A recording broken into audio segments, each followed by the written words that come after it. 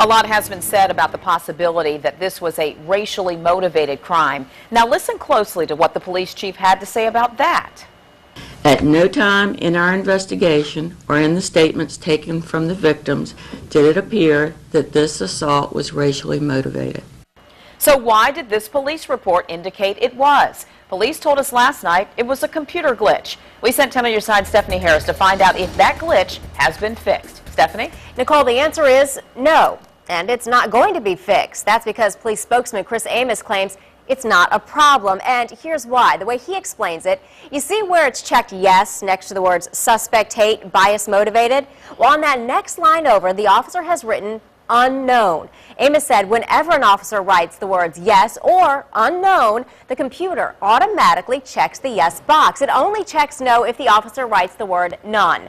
Amos said it happens often, so we went to the Central Records Division and asked to see all of the assault reports for the last 2 weeks. Police told us that would take a couple of days to get that material in order, so I then asked if we could just see another report where the same thing happened. Police could not find one in the last 2 weeks, but they did find this one dated April 13th, confirming it has happened before. Way too much importance is being put on that initial report in the sense that it's a baseline report. That's all it is, nothing more.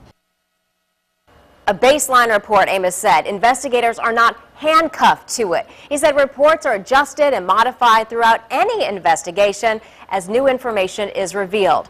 Now, whether this crime was racially motivated or not, some viewers are telling us that it's the age of the criminal that is of most concern to them. New at 5:30, we'll hear from a man who's been working with at-risk kids for years about his plan on how we could fix that. Stephanie Harris, 10 on your side.